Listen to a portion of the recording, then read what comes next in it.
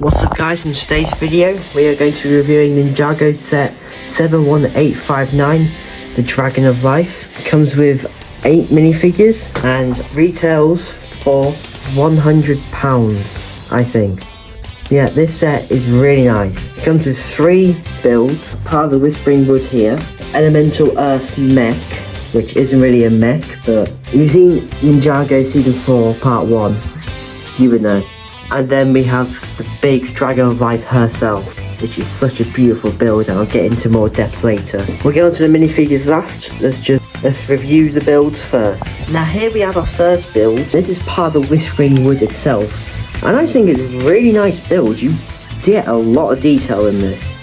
You see it introduces a new leaf element, which has been in all the Ninjago Season 4 sets so far for Dragon's Rising. It has its own play feature with a turning weapon, although you can see the cogs at the back, which is a bit annoying. You see here it has the new leaf piece in translucent green, which I don't know if it's supposed to be like green fire or something.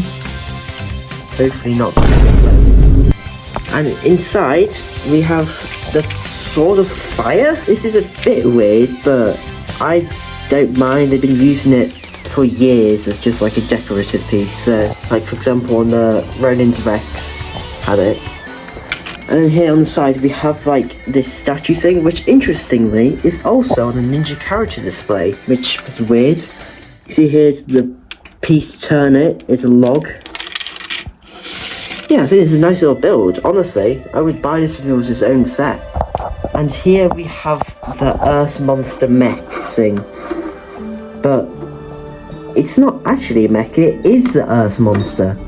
And it's pretty incomplete without it. You can't really display it on its own because it's missing 2 things, which I'll show you now. First is of course a figure, and second is actually the claws on its shoulders, which that is in the show and it's supposed to do that, so it uses this minifigure accessories as actually part of the build. Now this is a nice small build, it was a nice inclusion, but I think I would have rather the big mutation monster. That was way more important in Dragon's Rising Season 4. Yeah, this is a perfect size to face off against Kai's Battle Pack mech thing from earlier this year. And don't get me wrong, it's nice, but it's just a bit unnecessary. And the mutation monster big form, I would have much rather have. Now here we have the reason why you're probably buying this set.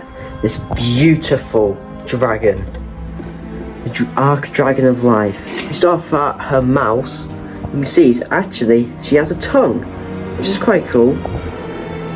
And yeah, it's crazy how like 4 pieces can pack in so much detail. Then she has a nice top jaw piece that was also used on Ron 2 and the Temple Bounty last year. She has these big horns and the translucent green leaf piece, which was seen on that. And as we go down to the neck, we can see her neck actually rotates 360 degrees, which I don't know why you would display her like that, but you could.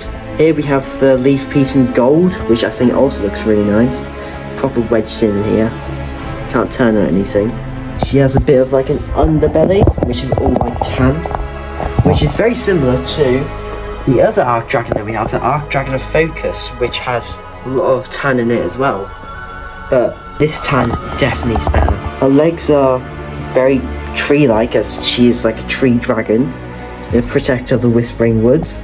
Now to reinforce that, her wings are actually leaves, which if you turn this here, it actually spreads out, and if you turn this here, he of course has a golden sword, because it's a Ninjago set, you can't go without a golden sword, but it looks way better tucked in. And although these are exposed technic beams, I think these look actually very good and reinforce her being like a tree, and it looks better in person, I promise you. Behind you can see a place for a minifigure to sit, like here, and as we travel down her body, you see there's actually like little stepping stones all to like the little tree bit here, which I think looks nice. And interestingly, she has stone legs, which is a bit weird, but I don't really mind it. And it's actually moved unlike the Arc Dragon Focus back legs, which I definitely prefer. And yes, she is just a beautiful build. Now here we have the minifigures, which is pretty other big important reason to get this set. Now this set contains 2 exclusive minifigures, kind of. This is probably the most important figure in the set, and if you've seen Dragon's Rise Season 4, you know how important Dragon Lloyd is, and he's so cool to have this figure. These are the Dragonian wings from last year, in lime green. There's this nice rubber tail, which is quite big, but actually using the Dragon Power mask that's been on all Dragon's Rising ninjas since the start of Dragon's Rising. And yeah, this is a really nice figure, and luckily you don't need to buy the set to get this anymore, because it now comes in a magazine, which I think is really nice. Now here's the other Dragon Ninja, the only one to not appear in the show so far, but we do know will be coming in part 2. It's Dragon Cole, which also is really nice. Although it's interesting how Dragon Lloyd's arms and wings are the same colour, but Dragon Cole's arms and wings are different colours. Yeah, really nice, really big chunky armour piece, but that's all the ninja. And yeah, it's just Dragon Lloyd, but also black and orange, and a great figure. Here we have Zane, and I'm not a big fan of Zane like this. I think it works well on the other ninja with the big chunky armor pieces, but Zane, I just think looks weird. Zane Dragon form looks really nice though, but this just comes with his hair and head, which it's nice to get them, but we already have so many. And why can't Zane have a headband piece? Like, he's the only ninja aside from Cole not to have one, and Cole really needs to use his again. Here we have Aaron, who only other comes in the Ryu set. I think this is an alright figure. He reuses the top half mask piece from Dragon's Rise Season 1 and the bottom half mask piece from Sora in Dragon's Rise Season 1. He's got orange and dark blue arms, which we haven't seen dark blue on Aaron in a while. I think last time we saw dark blue on him was his half mask in Tournament of the Sources. Yeah, the figure's interesting. It looks weird to me. I'm not sure how to really describe it. See on his back he has a Ninjago symbol for A, if my camera will show it.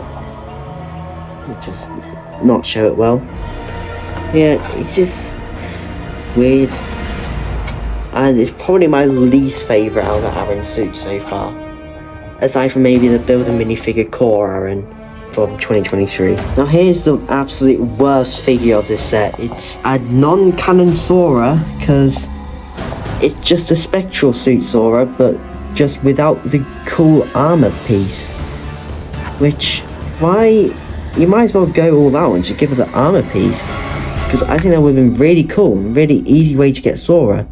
Instead, probably should have not got Sora in the set, she got Frack again, because he was only in a £90 set or a magazine. But so he wasn't very accessible, and I'd love to have more Frack. Sora's figure's still nice though. She has a dual molded cap, headphone and pink hair, we've seen since season 2 of the set. She uses a Tournament of the Sources armor piece, and then the spectral Sora's torso and legs. Yeah, it's just weird, and you get this Sora in the Kai Mech Battle Pack as well, so not really a point in it. Next up we have a really nice figure, and that's the Acid Snake. I am surprised at how good this looks in person.